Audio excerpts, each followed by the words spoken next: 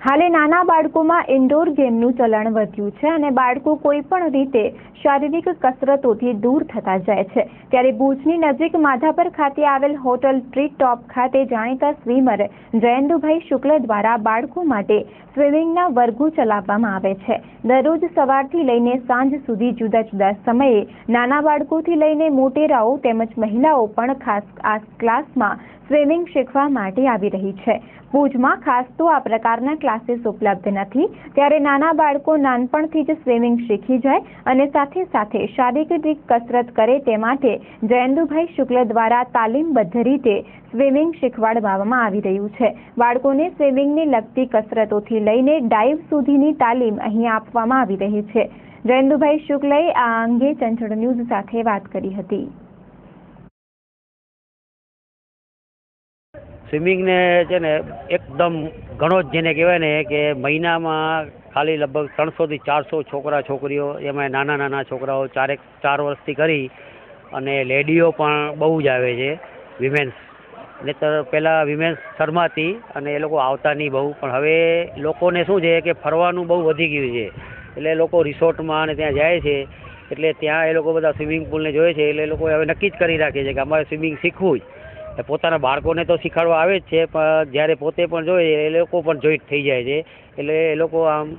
બધા ભેગા મળી અને લગભગ મહિનામાં 300 એટલે સમજો ને કે આ વેકેશન દરમિયાન જ 500 થી 600 છોકરા છોકરીઓ નાના મોટા બધા શીખે છે। અત્યારે અહીંયા અમે લગભગ છેલ્લા 7 વર્ષથી કેમ્પ ચલાવીએ છીએ અને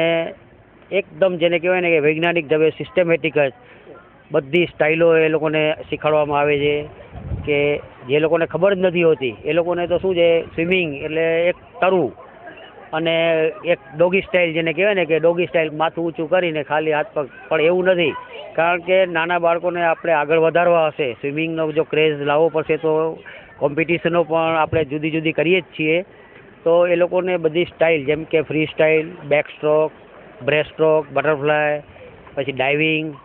તો એ બધી જુદી જુદી સ્ટાઇલોનું આપણે અહીંયા એ લોકોને નોલેજ આપીએ છીએ। પહેલું તો છે ને બેઝિક જ આપણી પાસે કોઈ 50 મીટરના ઓલિમ્પિક સાઇઝના સ્વિમિંગ પુલ જ નથી।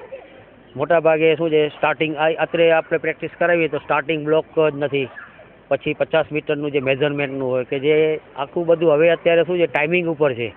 આપણે કેટલા ટાઈમમાં આપણે તરી શકીએ છીએ આપણને તો ખબર હોવી જોઈએ કે માની લો કે સ્ટેટ લેવલનો ફ્રી સ્ટાઇલ 50 મીટરનો ફ્રી સ્ટાઇલ શું છે, નેશનલનો